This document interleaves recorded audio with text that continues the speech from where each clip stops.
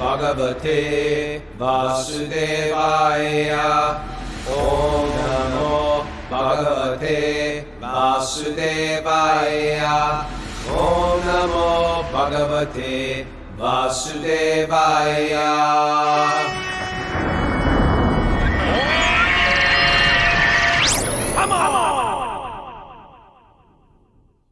Live from Sarajevo, Bosnia, this is Wisdom of the Sages, the daily spiritual podcast that makes ancient wisdom relevant today.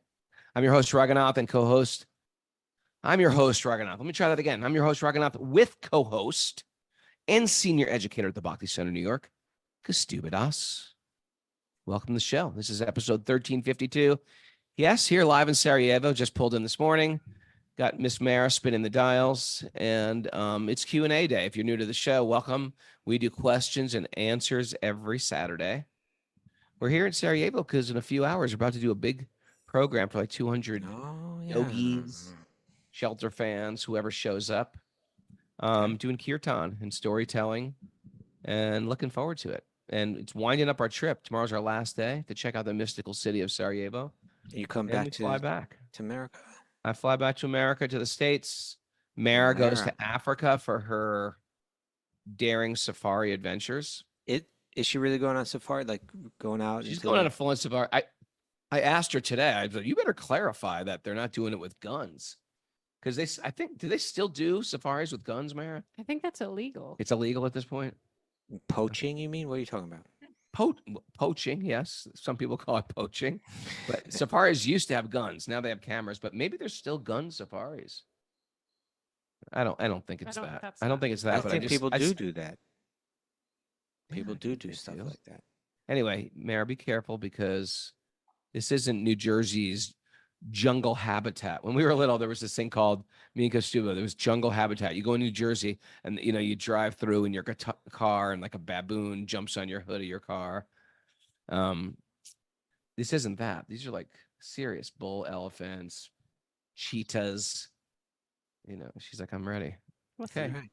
Now the question is she just disappearing for like a long time, or is she going to still be with us here in the morning? No, I think I'm disappearing.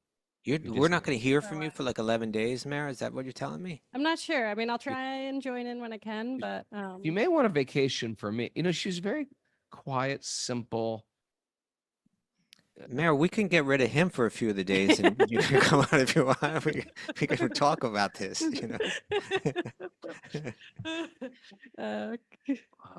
Okay, you're gonna disappear on us. Interesting. This could be the longest that I've ever been away from Wisdom of the Sages. I think I'm gonna struggle with it. Shows. I think less than me and Kaustubha. Well, definitely less than you. I'm not sure about Kaustubha. But maybe. When Mara goes away, she comes back like a different person every time. It's crazy. Does she? Yeah, when she comes back from California, it's like a whole thing, Malibu and all of that, Greece. Oh, Mara, the life you live. The life she lives.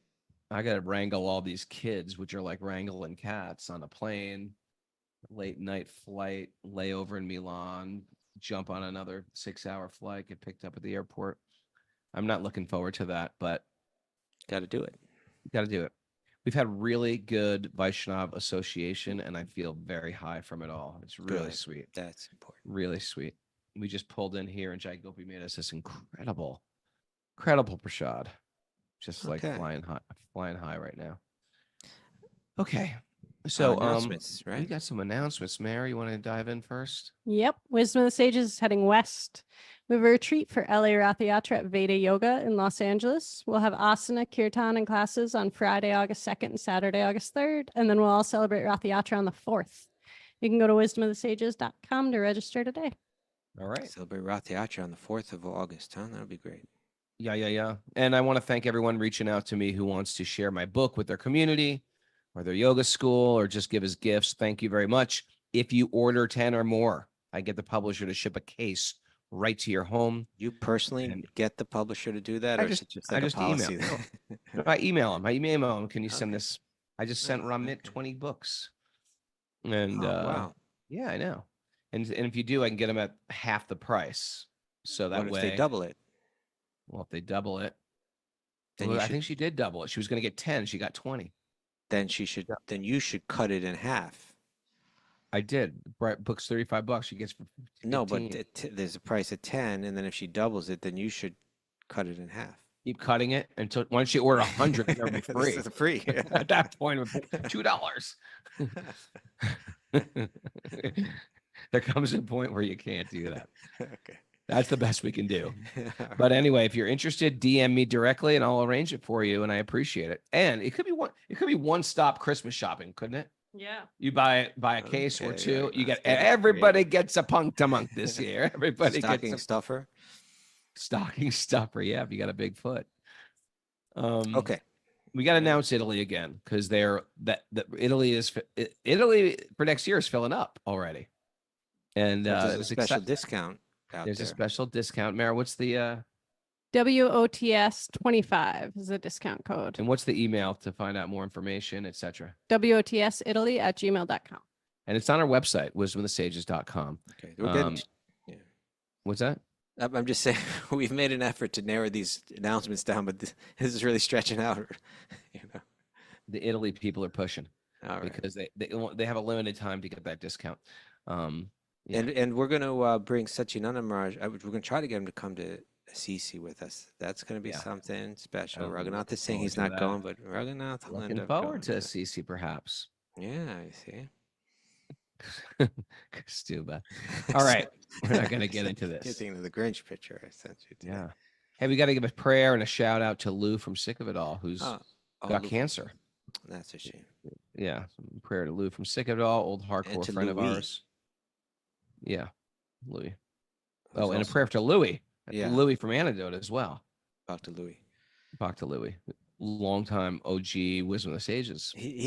Our Wisdom of Sages people have been visiting him. For people that want to know, he went into a coma.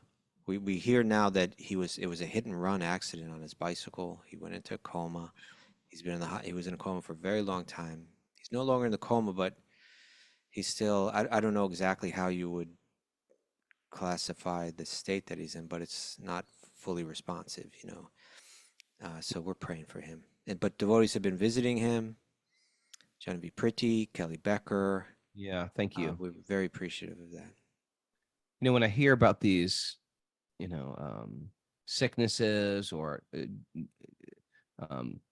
accidents or tragedies that happen to people we love, our heart genuinely is soft. It brings people together. But the devotee actually looks a little deeper and says, you know what?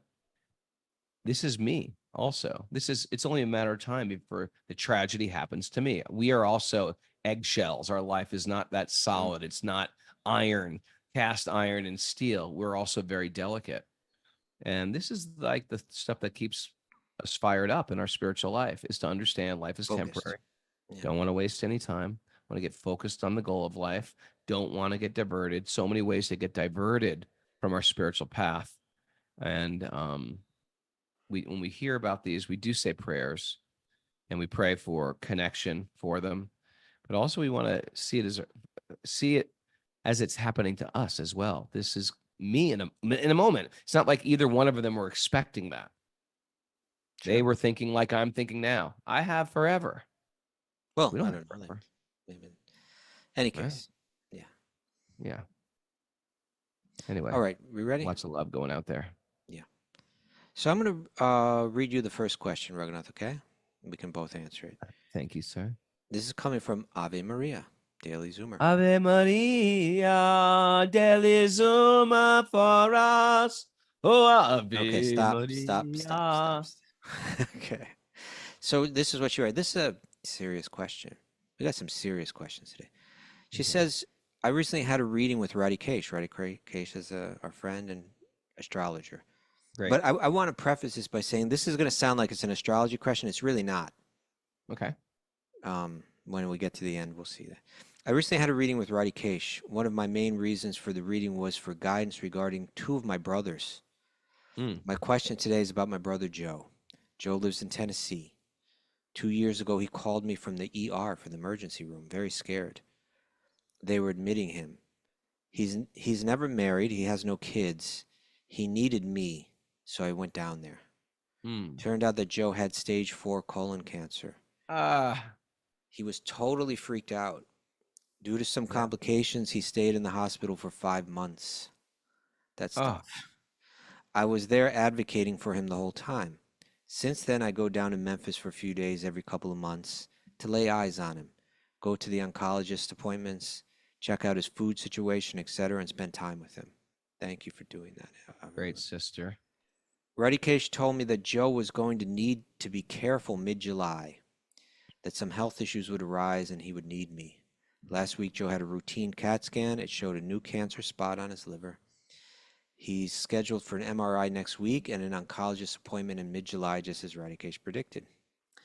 I'll be heading down to Memphis so that I can be at the appointment when the doctor goes over the MRI readings. Radikesh said this is interesting. Radikesh said that if Joe survives what happens in July, there's going to be something that happens in October, and he's really going to need me at that time. Radikesh said that he thinks Joe will be open to hearing. This is where the kind of question opens up. He says that he thinks Joe will be open to hearing about spirituality, and that I should slowly start talking to Joe about Krishna. Joe also has some sort of undiagnosed developmental disability. He was always in the quote-unquote special class in school, and he has a lot of anxiety. He's not always easy to talk to because of the anxiety. This is where my question lies. You ready, Raghunath? Sure. Can you give me some guidance on how to talk to him about Krishna? I'm a little afraid. It seems like a big responsibility, and I don't want to do it wrong. I want to help my brother without scaring him. He's very afraid of death. Thank you for taking the time to read this, and thank you for the morning program and the Sage groups. Through this, you've helped me to have a deeper relationship with God, and I'm truly grateful. With love, Ave Aw, Maria. sweet. Thank you, Ave Maria. First of all, thank you for sharing that. Ave Maria, I love you. Second of all, pretty amazing that you can predict this stuff with astrology, Okay. right? That's pretty amazing. I mean, what we heard there, a skeptic wouldn't get too excited about, but Whatever, Kastuba. but You get but a I do big trust whatever. I do today. trust Radikesh, though. I do. Yeah. But nextly, I was just gonna say, you and I, we're pretty much hardcore guys, became Hare Krishnas. We have no formal education in anything. That's our Yes. disclaimer. But I said, if we have a PhD in anything, Kastuba, it's about explaining Bhakti. Krishna consciousness to people. No, we do. That's our thing. That's what we did. You're distributing books on the street. I'm trying to write lyrics to explain it to the hardcore people. Studying it Trying to every day. We Going to explain it India. to every day. We explain it to Yeah. we both explain it to yoga community. So this is right up your alley here. We're trying to create a bridge from one island to another, basically. Okay. So so she was very, honest and vulnerable, saying, you know what, I don't know how to do it. And I don't want to do it wrong, because there's times that we've explained Bhakti to someone and it backfires. It doesn't land right, and they get more turned away. Yeah. And what I was thinking would be that don't you do it, but you could recommend an easy, captivating read. And no, I'm not plugging Punk to Monk. I don't think that's his Okay. thing. But I As a matter do of think fact, something two like of them. I think he should double it. No, I think what should happen is he should get an audio book, or you read him A Journey Home. Because there you say, hey, you know what, I'd love to read to you. And I know because it's a tough situation for you right now, I was thinking something spiritual. Because they say that spiritual book lowers the fever of anxiety. And a lot of times it's our fear and anxiety that making us suffer more than the sickness itself. I'd even use those exact words. Okay. So let's read something spiritual when we're together, instead of just talking about how you doing, how's mom, remember this. Let's put some time aside for every visit, and it can be our personal connection. And then you could read it to him, or you could give him an audio book. So I think reading, sometimes me and Mara, I think our strongest connection is when we say, you know what, let's stop and read together. What do you think, Mara? You think that's our strongest connection? I think it's very powerful, reading with someone you care about. Your little puja that you do every morning, where you read some. We do our puja together, and we chant and hear and chant together. But on this trip, we've been reading a lot together. So I think that can be a valuable thing, and create a real deep bond in a time of in a time where anxiety is understandable, fear is understandable. Perhaps a person loses hope, living in their mind, going through all the regrets, what they could have done differently, how perhaps they got themselves here and didn't take advice. This is the time where she really needs you. And don't just, and I don't think you are, because that's why you're asking this question. We don't want someone to just show up for their body and well-being, although that's necessary. Now's the time to insert a spiritual reality for them. And I think that's how I would do it, because I Okay. find that journey home isn't sort of like, now I'm going to read you the Bible, or now I'm going to read the Bhagavad Gita. It's not just so we're like, look, you're a mess, I'm going to take care of you with this spiritual book. It's more like, let's read a story together. And it's filled with a lot of spiritual cues and insights. That's what I would do. Okay. What do you think about that? Because Well, I think that's a nice way to go. Of course, Ave Maria knows her brother better than we do, and so don't you know, don't be afraid to use your own intuition and your own understanding of who he is, and how you choose to approach him. We get it that you want some advice. We'll share some advice, but you're going to be the person that's going to know best what to do. But I thought I wrote down 3 bullet points that I thought might be helpful. Ways to explain Bhakti, ways to explain this faith that he might be open to.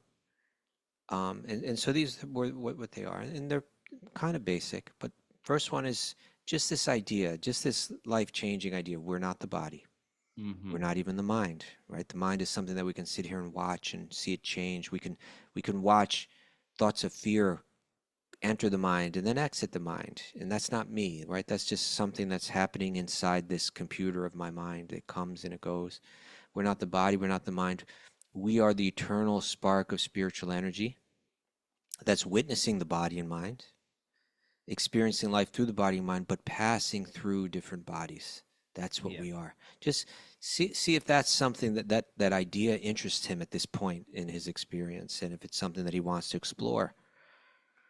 So that's the first one.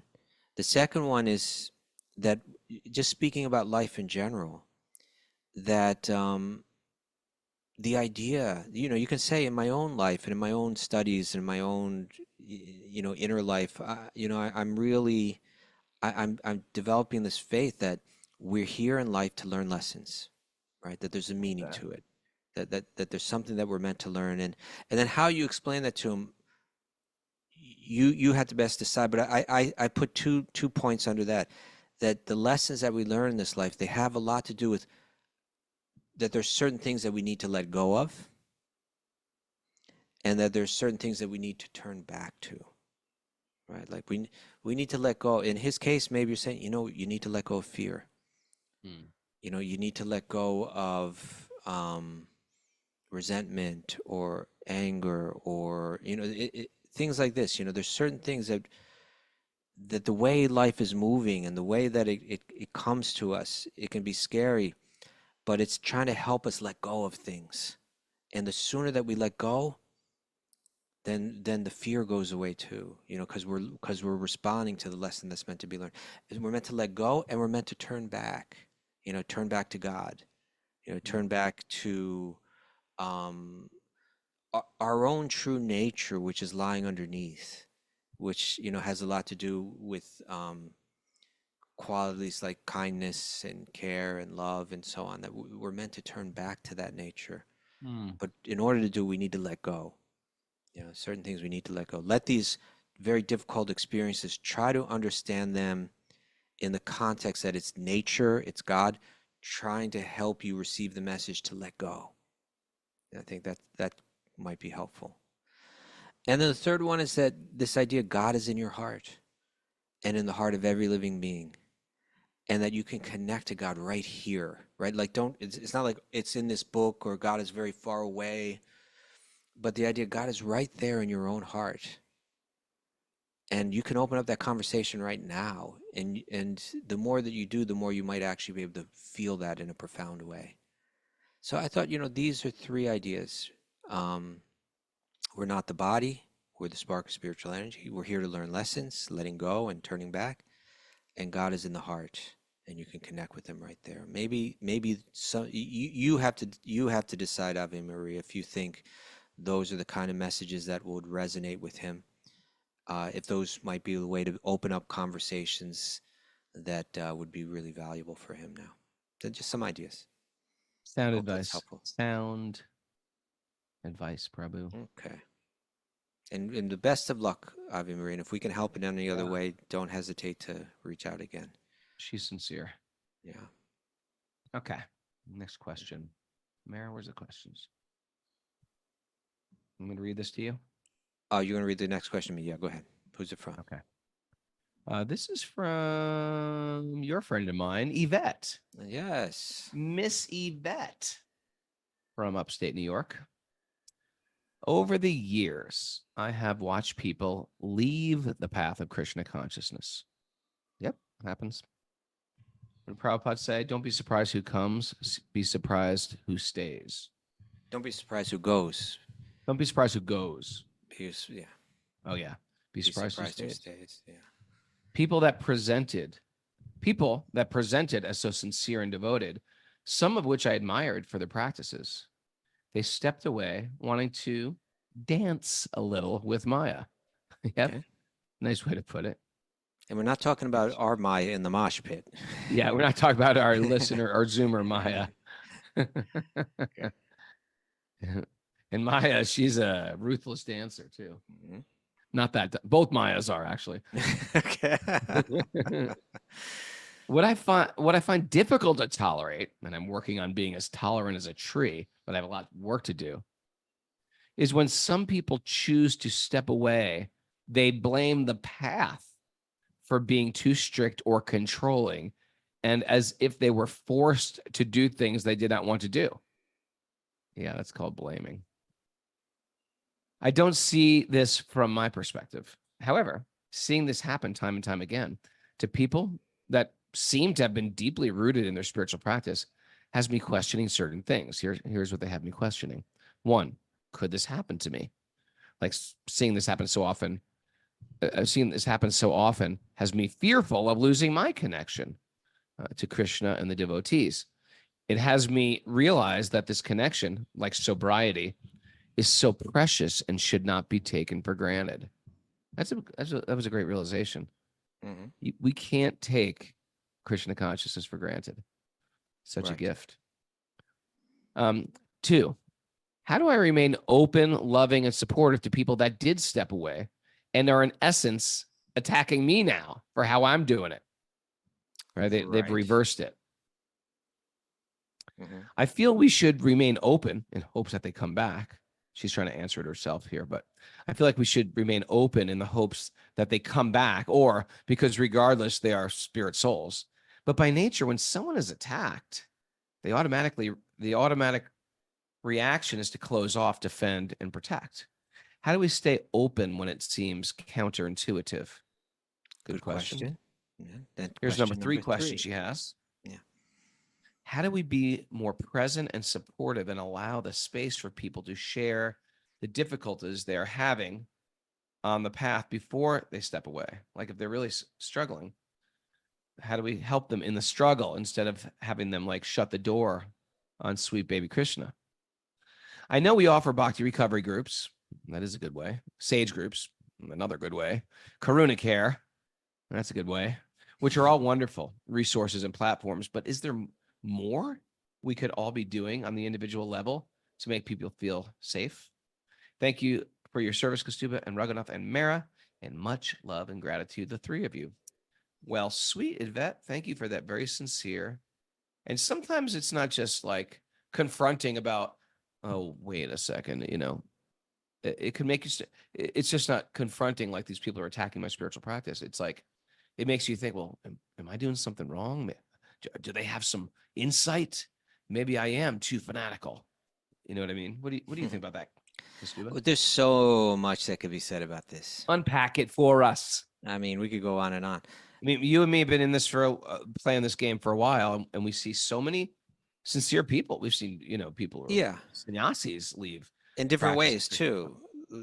Sometimes that with fuels different your own attitudes. Maya, doesn't it? Sometimes it can fuel your own mind. Like, well, if he can't do it, what makes me think I should even be doing this? I And suppose we want to some people might lower. feel that way. Sometimes we're looking for a good excuse to lower the bar. Okay. Well, let's start. I'm not even quite sure of where to start. But before we get into questions 1, 2, and 3, let's just. I think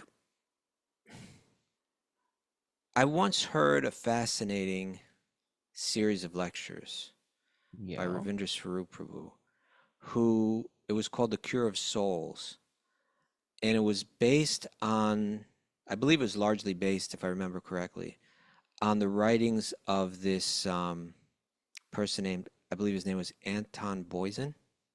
Yeah, Remember that? I do.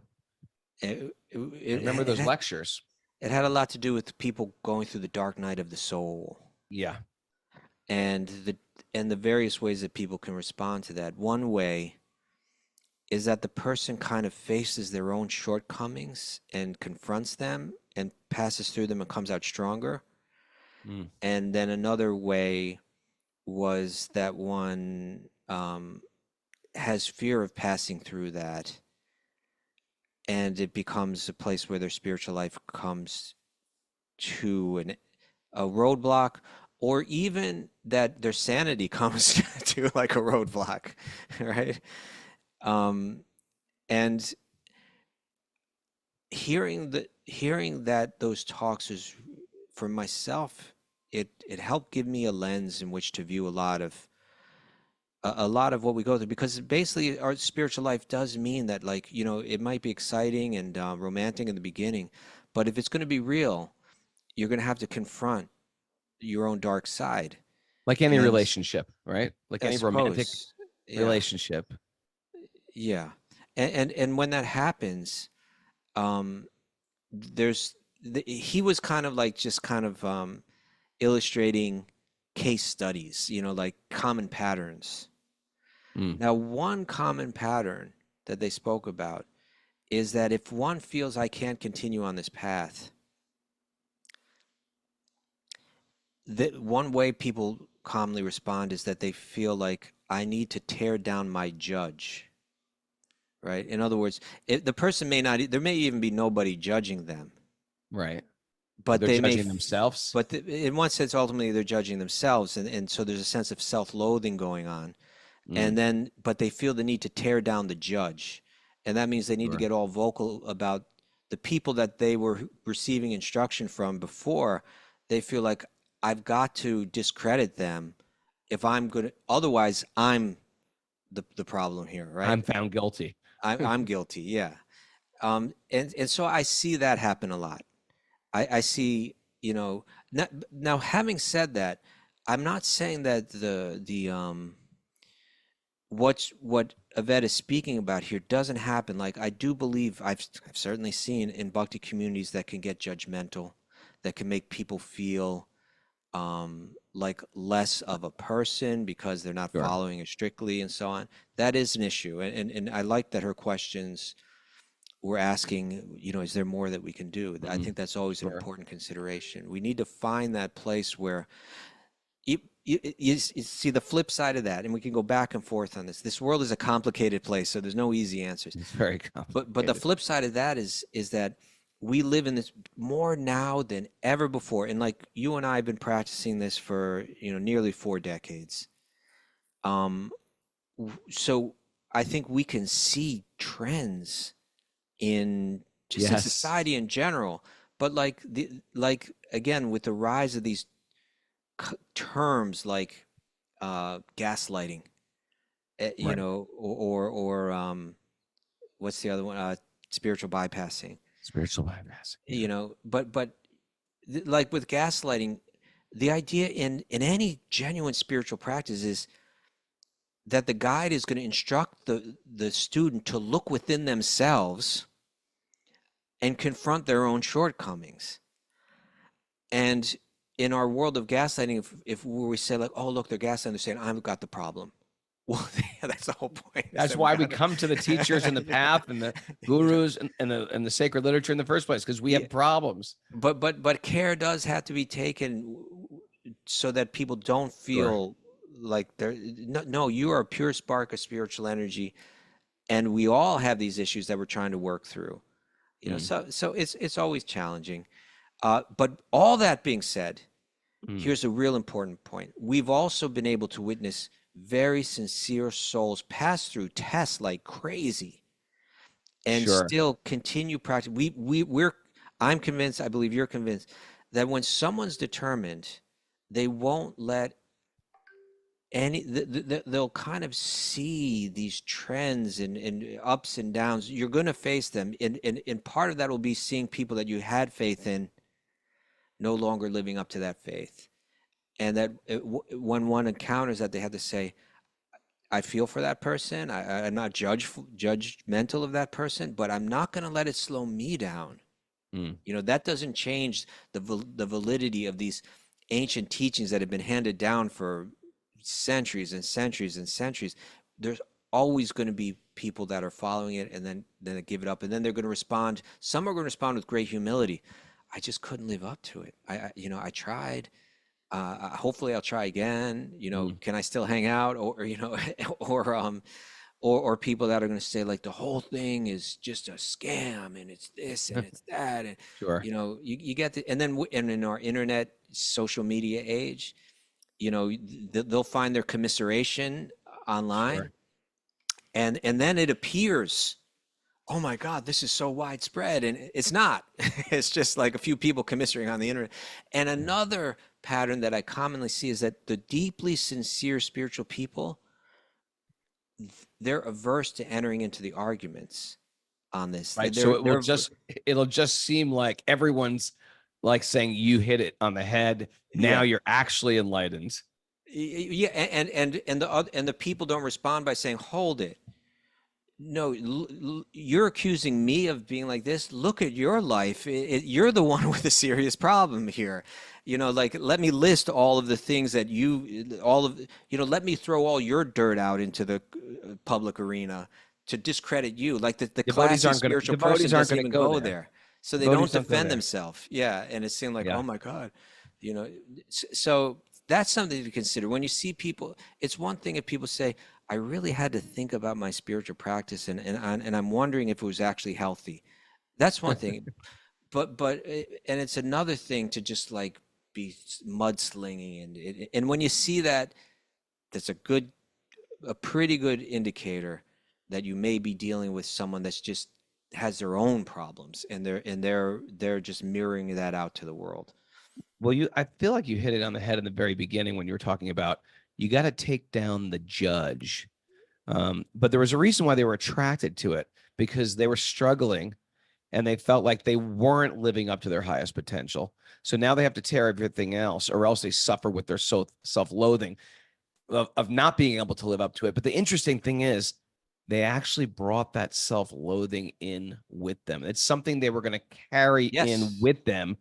And their new set of fabricated values, they don't realize that the self-loathing is holding on tight. It's sitting on their shoulders. That's not going to make it going. That's spiritual bypassing. Yeah. Letting go of your disciplines will never give you feelings of self-worth and make self-loathing go away. Yeah. It's indulgence that makes self-loathing rise. Right. And in the same vein, a lot of times that kind of person comes with unrealistic expectations of the guru figure or whoever it's going to be. Right. And they're expecting that person is going to be there to solve all their problems. And that person may not be able to solve all their problems. Or I can give you good spiritual instruction, but I can't solve all the issues that you've got in your life. Sure. And I'm not here I don't have unlimited time to spend with you. And you're like, no, you're supposed to, because they've invested their heart in a particular way. And now they didn't get their unrealistic expectation fulfilled. And now they're lashing out. That's not an uncommon pattern too. An interesting thought here, Special K, is even 30 years ago or 20 years ago, to be a Hare Krishna, there's so many hoops you'd have to jump through that people don't have to jump through anymore. You don't have to live in an ashram. You don't have to wear a dhoti. You don't have to like quit your job. You don't. These are things like it was expected. You want to move in the temple? Here's what you got to do. You got to Yeah. stand and squat down on a toilet. Like what? What does that have to do with loving God? that was the rules. You just have to squat down like it's a toilet from the year 1880. But there's so many things like, That's one especially within the small wisdom of the detail, right? sages community, this whole 2.0 Hare Krishna 2.0 is not like that anyway. So when you want to lash out at like an institution, don't think we are here waving institutional flags or follow us towards the institution. But there may be places where that's really happening. I get it, but Yeah. we also say God's in your heart, God's in your home. If you don't want to be part of any institution, don't. Yeah, Make your home a temple. Right. Invite people over. Read the Bhagavad Gita with them. Big deal. You don't have to join some church to get God. Okay. People like to because they like community. Right. That's all. Okay. So let's get to the questions 1, 2, and 3.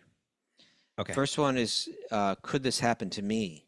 Seeing this happen so often has me fearful of losing my connection to Krishna devotees, and it has me realize that it helps me realize that this connection, like sobriety, is so precious and should not be taken for granted. Well, that because I know you personally, I actually don't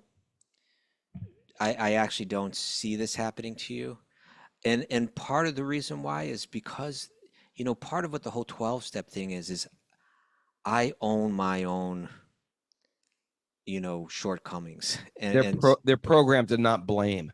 Yeah, people that come through successfully through 12-step programs, they've really had to confront their own shortcomings, and they've really had to let go of the idea of let me blame everyone else for my shortcomings. They're programmed to love parameters too. Yeah. Okay. And so I don't see this happening to you, Vet, but it's a healthy way to think, that Yeah. I could see the world in a very different way. I could lose touch, particularly if I offend devotees. That this is what our teachings show. Number 2, how do I remain open, loving, and supportive to people that step away and are in essence attacking my practice? She goes on to say, you want to kind of withdraw if they're being critical.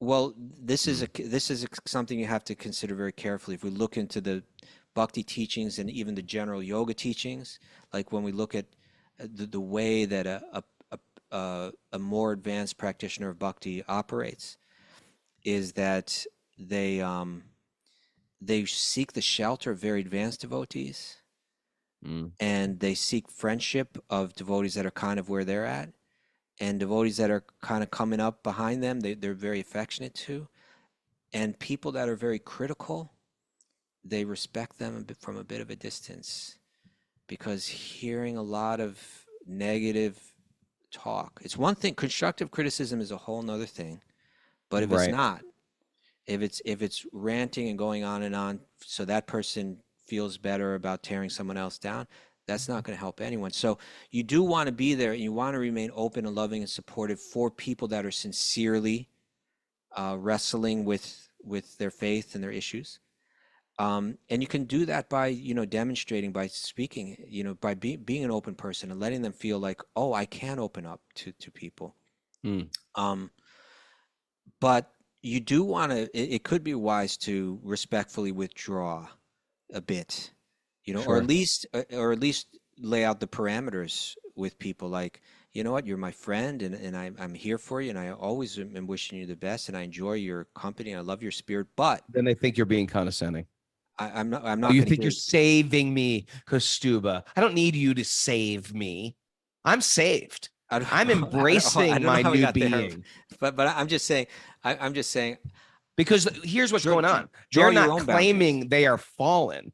They've ripped down the court system. You know what I mean? They've ripped up the law books. You understand? I don't want you to be here for me. I'm here.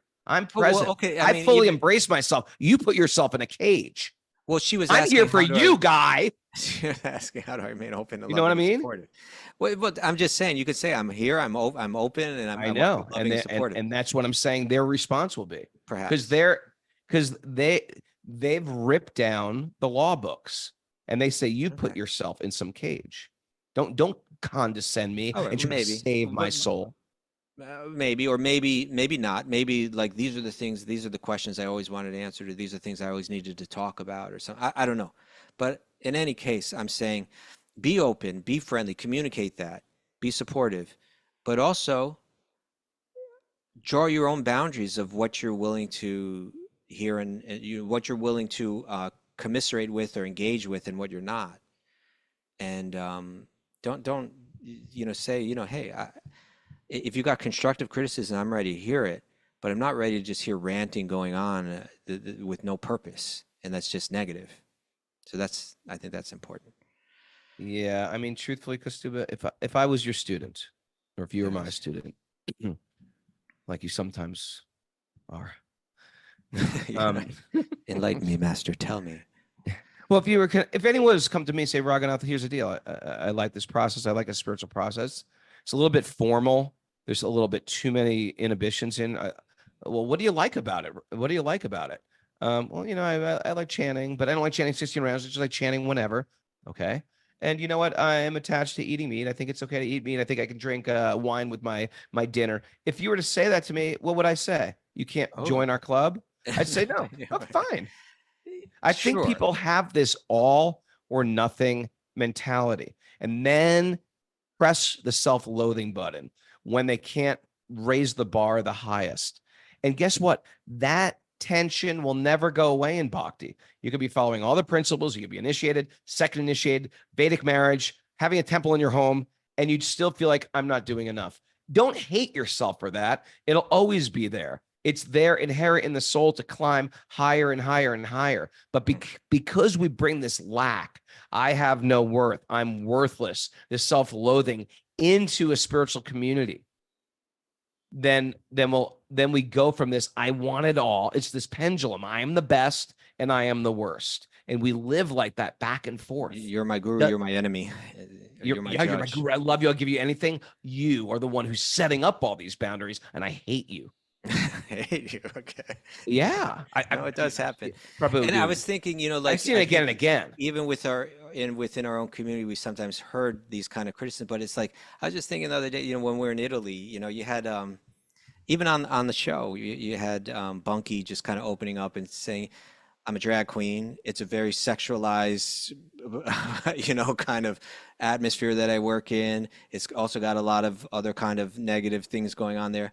I do mushrooms or psychedelics. I do them to Right. help other people, it's like, and we're like, well, okay, if that's what, it's not like we're saying stop now, or how could you do this? It was like, nobody's saying you're less of a person or anything like that. It's kind of like we could definitely got a 2.0 kind of community going for on sure. here. So The idea is that here's the difference. There's many answers for the same question. You could say, well, walk away That's from true that too. stuff, see how you feel. If it really feels like, no, I've got to do A, B, C, and D. All right, Well, here, try let's do that. kirtan. Let's do the kirtan. If you're attached to kirtan, let's focus on kirtan. Right. Okay. The I mean, third that's- question was, how do we be more present and supportive to allow the space for people to share the difficulties they are having on the path before they step away? I know we have Bhakti recovery groups, Sage groups, Karuna Care, which are all wonderful resources and platforms, but is there more we could all be Come doing? on, we did all No, that. there is more. There's more. Of course, we can always do more. Well, I tell you, here's the things that I would like to do. And Yvette, you could be part of this if you'd like to, Yeah. because we need help with this. We've developed everything started with Wisdom of Sage with the podcast, and then we started the Sage groups and the Bhakti recovery. So we don't want to say, here's a bunch of spiritual teachings, now you're on your own. We want to create a network of care. So the Bhakti recovery groups are, especially for people that have addictive behavior, and it's a place where they can fully open up and share and hear and feel support. And those have been really effective in that. And so we thank Jiva and Nancy and all the different people that have played an important role in that.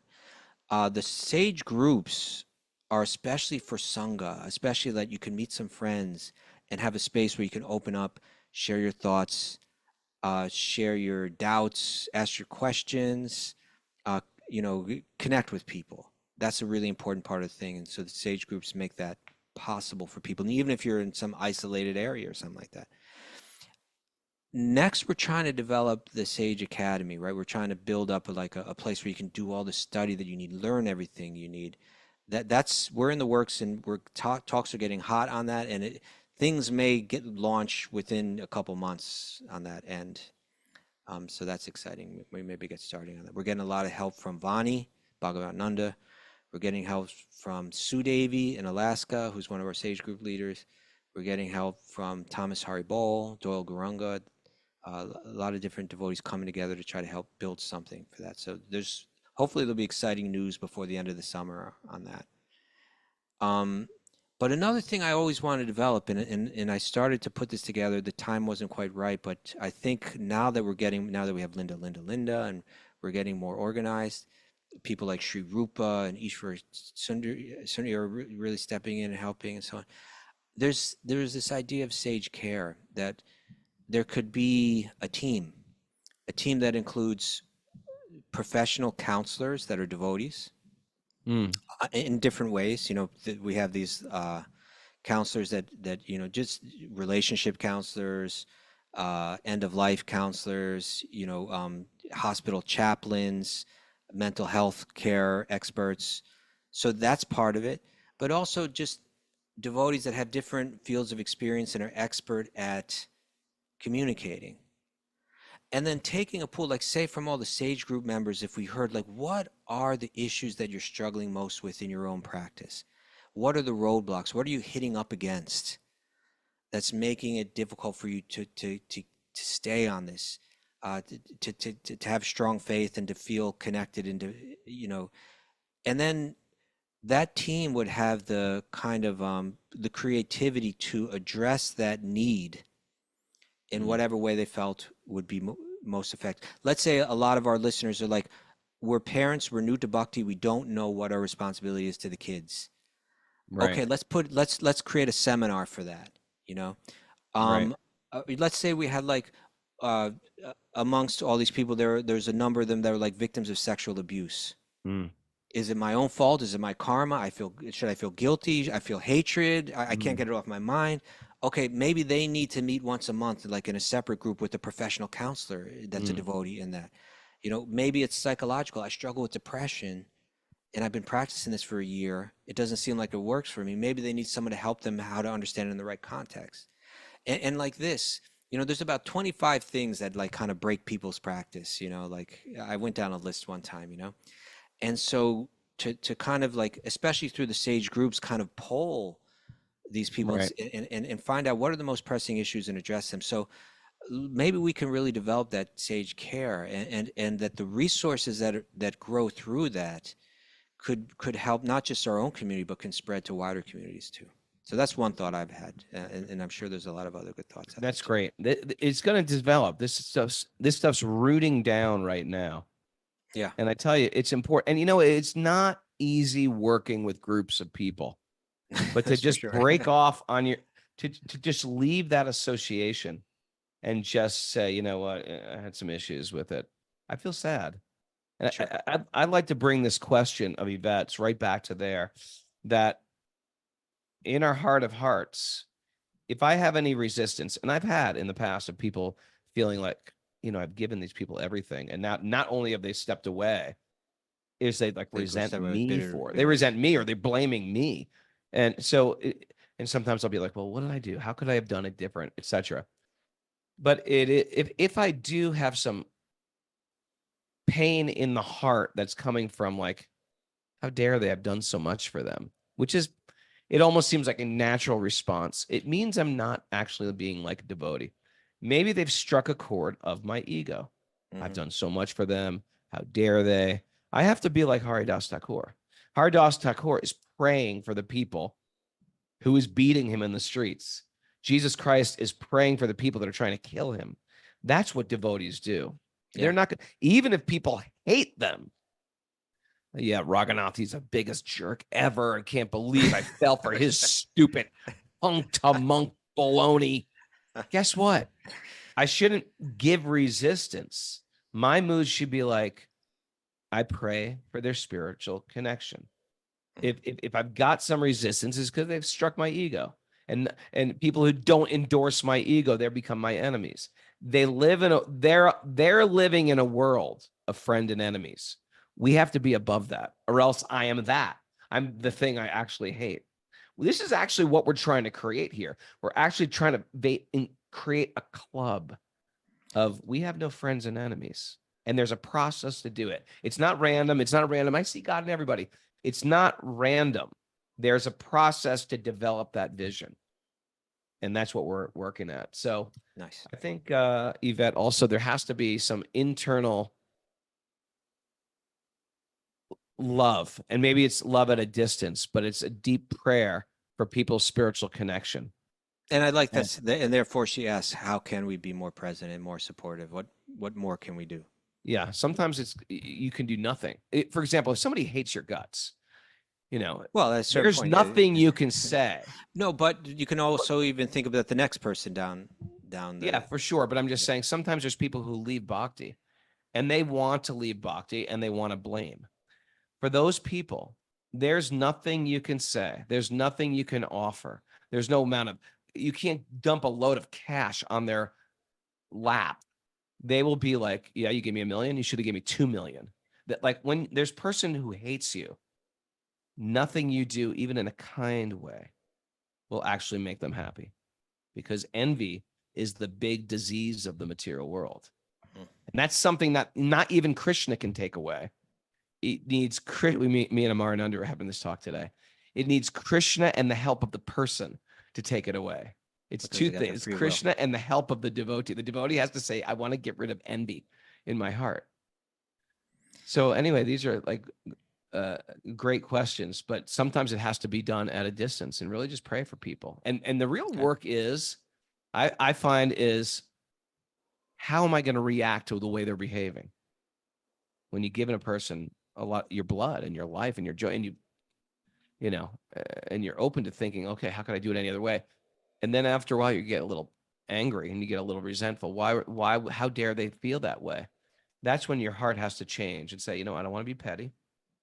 I really want them, and I've always wanted them to connect on their spiritual path. And I pray that they can do that.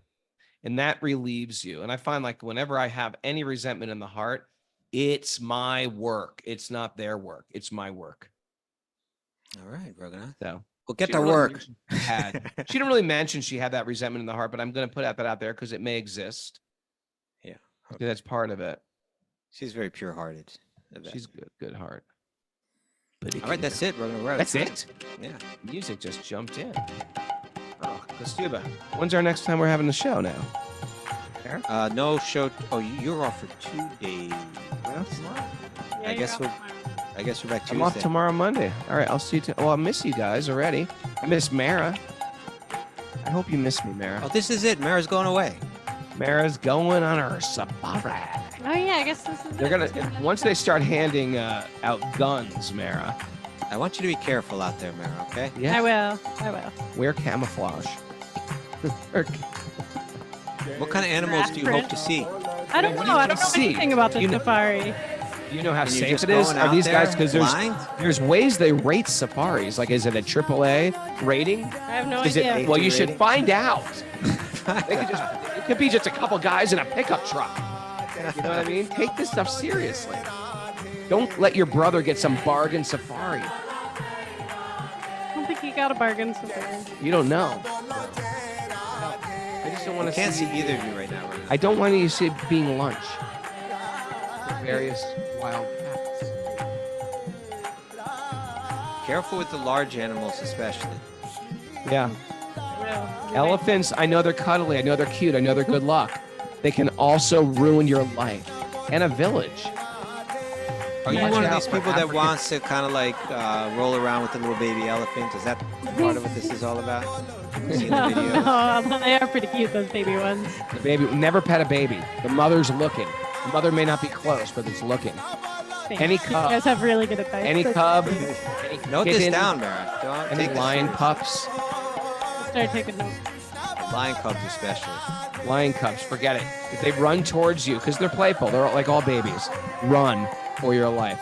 because Mama Tiger's right around the corner. Hippopotamus, rhinoceros. These are all wild boars. Wild boars. I know they look like cuddly cute pigs. They're not. They're horns. Even the giraffe. It looks like a big awkward thing. That thing Big will take you awkward down giraffe. there. They will stomp. I've seen them stomp. They'll stomp you out. Yes, I have in In video. real life? Not in real life. Not in real life. I live in the information age now. I've got all my information sent to me. Yeah. Giraffes can stomp. What time are we on Tuesday when we come back? Is that 7? Yeah, you wanted 7 a.m. 7 a.m. 7 a.m. people. 7 a.m. What day is the safari, Mary? I think I leave on July 2nd. July 2nd. Oh my God, that's the day of the show. We're gonna find all about the safari, how it went. Are you ahead of us? Yeah, I'm ahead. Okay. So we might even get some safari updates. If I Might can, be I'll on jump the in. safari. Imagine if you have international data. You should just get live from the safari. That'd be so cool. That would be cool. Okay. Are you- I don't are know you what the trying to Wi-Fi do it- situation is Is like. this like a Jane Goodall thing that you're getting into? It's like a monkey kind of Embracing So- chimps or something. Gorillas. What brought this on? This is what we're trying to get to the root of this. It's an African wedding. It's a destination wedding in Tanzania. And so there's a lot of people coming from America who are making the trip for my brother's wedding. So we wanted to give them, some Okay, activities so to do. It's like an If African this wedding theme. were taking place in In Texas, you'd be at a There rodeo. wouldn't be a safari. Yeah. you would be no doing a whole safari. different rodeo But- thing. If it was in California, you'd go to a mall, something like that. All right. You're Mara, at I the want you to Jersey come Shore. back the same person, okay? This is important. What if I grow? What if I She's an become animal white? whisperer. You can grow a little bit, but you don't have to grow that much. I'm gonna advance in my spiritual path. We love you just the way that you are. Oh, thanks, Christine. I'll still be the same. Don't go change it. you just the way you are. That's a weird song if you actually think about it. It's like, really? Like, you don't want me to grow, evolve? Nope, just stay the same forever. Don't change. Don't grow. It's almost Mara. like a curse. Imagine if I was like doing jujitsu and you're like, just stay the way you are. But I'm only like a blue belt. I really was hoping to move up the ranks. Nope, just love you. Don't the go way- change it. Don't go changing.